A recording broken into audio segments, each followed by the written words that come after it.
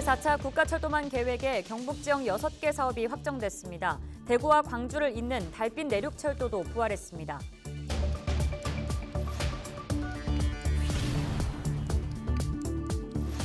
경주시가 공공배달앱을 출시한 지 한 달 만에 경북도가 별도의 공공배달앱을 출시하겠다고 나섰습니다.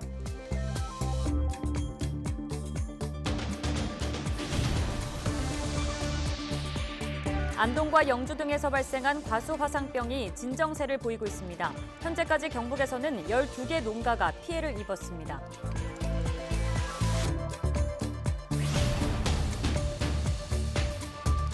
문신에 대한 관심이 높아지면서 타투이스트들의 문신 시술 합법화를 요구하는 목소리도 커지고 있습니다.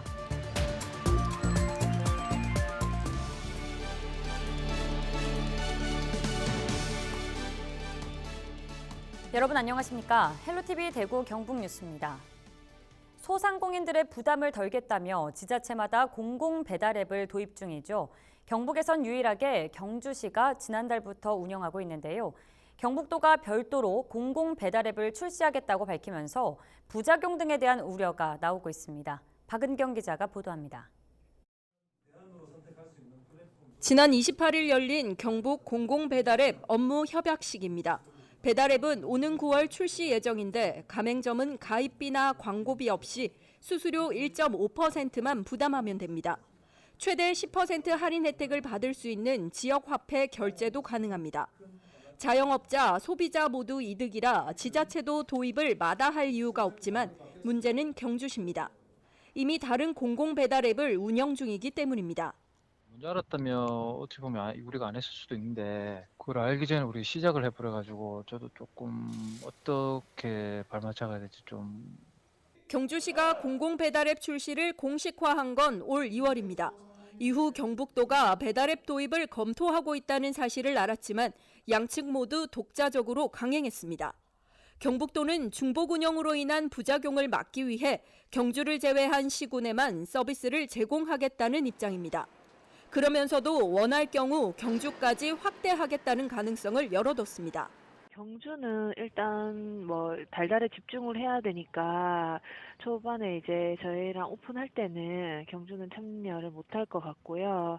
근데 이게 아마 도단위 사업이다 보니 경주에서 나중에 참여하고 싶다고 이제 의사를 밝히시면 참여는 가능합니다. 경북도와 비교해 경주시 배달앱 수수료는 0.3% 비싸고 주문을 접수하는 포스기와 연동이 안 되는 등 사용 편의성 측면에서도 떨어집니다.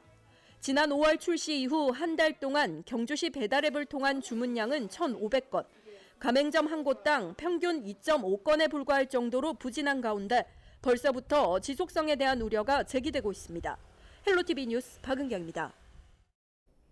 제4차 국가철도망 구축 계획에 경북 지역 6개 신규 사업이 최종 확정됐습니다. 확정된 신규 사업은 무산 위기에 놓였던 대구 광주 달빛 내륙철도를 포함해 대구 경북선과 대구 도시철도 1호선 영천 금호 연장, 또 김천에서 구미 광역철도, 문경에서 김천 내륙철도, 점촌 영주선 등입니다.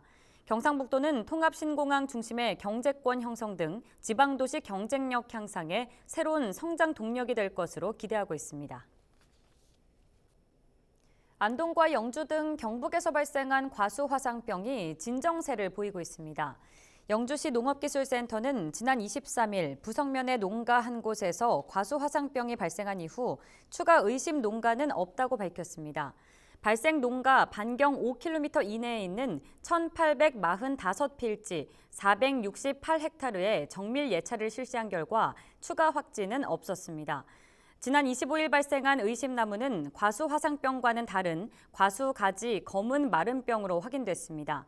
현재까지 경북에서는 12개 농가에서 과수화상병이 발생해 5.9헥타르가 매몰됐습니다. 지난해 의성군으로 귀농한 인구가 전국에서 가장 많은 것으로 나타났습니다. 통계청이 발표한 2020년 귀농기촌인 조사에서 시군별 귀농인 규모는 의성이 213명, 상주 185명, 전남 고흥 180명, 전남 화순 172명 순으로 나타났습니다. 의성군은 2019년과 비교해 귀농인 규모가 24% 증가하는 등 체계적인 귀농 프로그램과 적극적인 청년 지원 정책이 성과를 나타낸 것으로 평가했습니다. 영주의 우수 농특산품이 미국 수출길에 올랐습니다.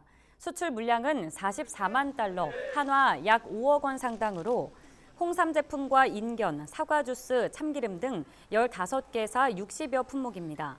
영주시는 올 하반기까지 총 90만 달러, 한화 10억 원 상당의 특산품을 수출할 예정입니다. 이번 수출은 지난 2019년 미국 LA 한인축제 현장에서 영주시와 울타리 USA의 업무 협약에 따라 마련됐습니다. 환경부가 의성군의 국가지질공원 후보지 심사를 위해 현장 실사에 나섰습니다. 실사단은 금성산과 제오리 공룡 발자국 등 지질 명소와 사촌마을, 조문국 박물관 등 비지질 명소 등을 둘러봤습니다. 공룡 발자국 화석산지인 의성군은 지난 2018년 하반기부터 국가지질공원 등재를 추진하고 있으며 올해 3월 지질 명소를 확대한 후보지 보완 신청서를 환경부에 제출했습니다.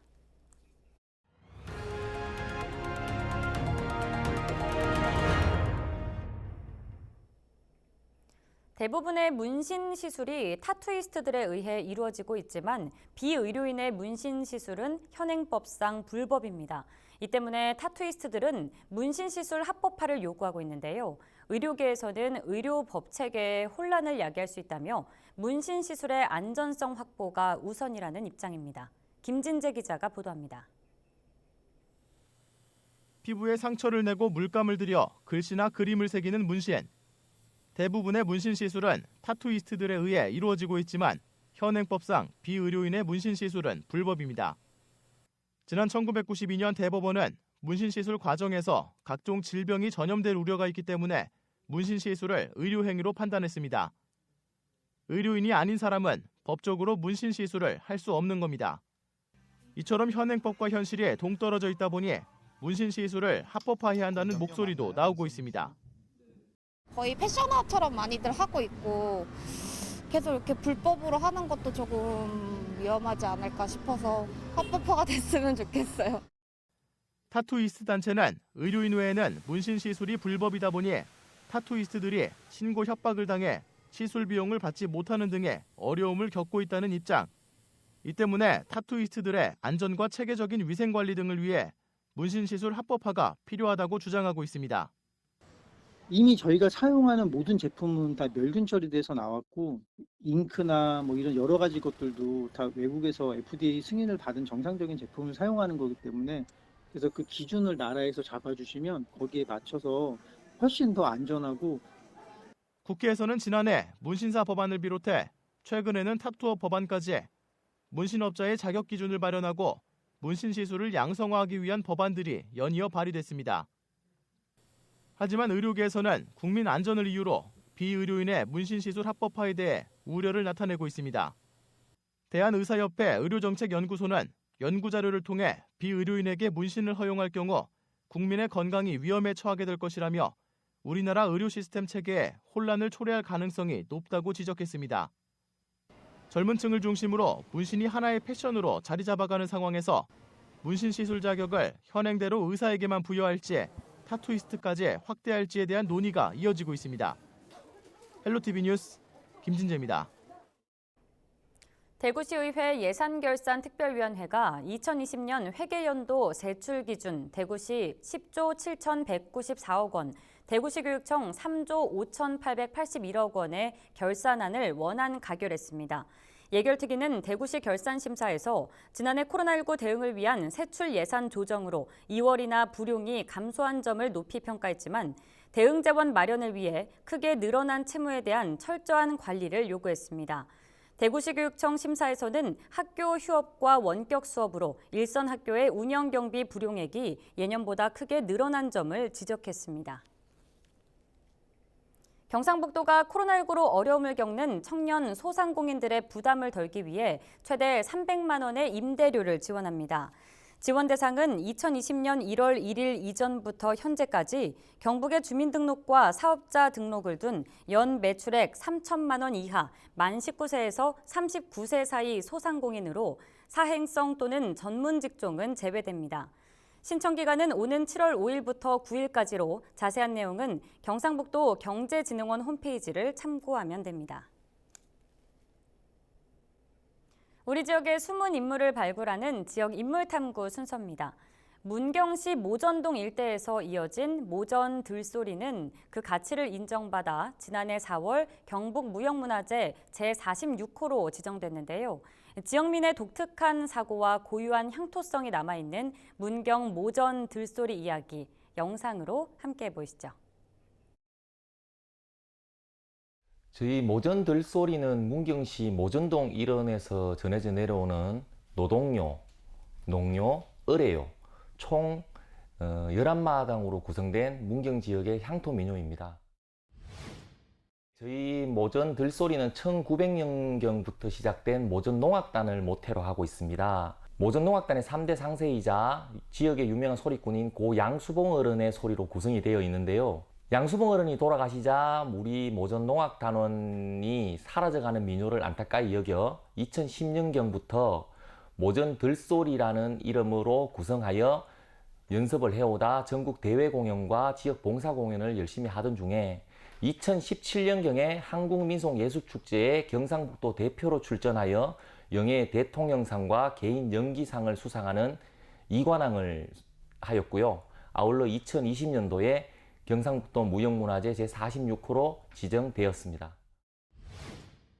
모전 들소리는 문경 지역에 산악 지역이 많거든요. 그 중에서 이제 땅을 개간하는 산신제 역할을 하는 덜지신 밝기와 아울러 땅을 개간하기 위하여 가래질 소리, 거기서 나온 나무나 바위 등을 옮기는 목도 소리 등의 노동요와 땅을 개간하고 나서 1년여 동안 농사 과정인 모신기 소리, 논매지 소리 등의 농요로 구성된 소리입니다. 저희 모전 들소리는 경상도에서 일반적으로 행해지던 모신기 소리인 정자 소리가 아닌 아리랑과 둥아 소리라는 특이한 모신기 소리로 구성이 되어 있습니다. 이것은 우리 모전동만의 특별성을 아주 보여줄 수 있는 특이한 소리고요. 아울러 모전 들소리 과정 중에 상여 소리가 지게 상여놀이와 장원질 소리 중에 상여 소리가 삽입이 되어 있습니다. 이것은 굳이 장래요라는 슬픔 속의 노래가 아닌 우리 농군들과 아울러 그에 뽑힌 상머섬의 무병장수를 기원하는 축복의 노래로 성화시킨 그런 소리들로 구성되어 있는 것이 특징입니다. 원 계획대로라면 작년에 벌써 첫 시연이 이루어져야 합니다. 근데 코로나19라는 전염병이 전 세계를 지금 강타한 요즘 작년에는 부득이하게 지금 시연을 하지 못했고요. 지금 올해부터 아마 상여 수리가 들어가고 있습니다. 이 속도라면 아마 올 가을 우리 모전 들소리 정기 발표회 시에 첫 시연이 있을 것이고 아울러 지금 문경 세제에서 관광객들을 대상으로 한 상여놀이 시연이 예정되어 있습니다. 먼저 우선적으로 모전 들소리 전성 차원이 제일 큰 숙제입니다. 전성을 하기 위해서는 먼저 전수관이 건립이 되어야 합니다. 저희는 전수관이 아직까지는 굉장히 열악한 환경인데 며칠 전에 아마 문화재청 위원들과 함께 전수관 건립에서 아마 토론을 해본 적이 있습니다. 전수관 건립을 우선적으로 추진하는 동시에 아까 이야기했듯이 상여소리 또한 멋진 복원을 통하여 부단한 연습과 결과물을 한국민속예술축제나 큰 대회에 나가서 입상할 수 있도록 열심히 노력하도록 하겠습니다.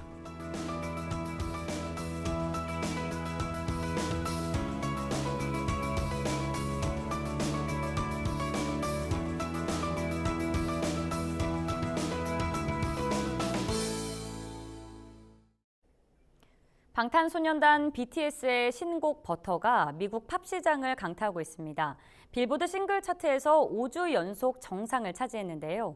유튜브에 업로드된 뮤직비디오는 한 달 만에 조회수 4억 회를 돌파했을 정도입니다.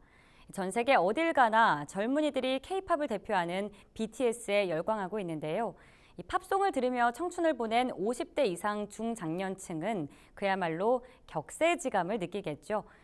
대중문화의 힘은 곧 국력이라고 해도 과언이 아닐 겁니다.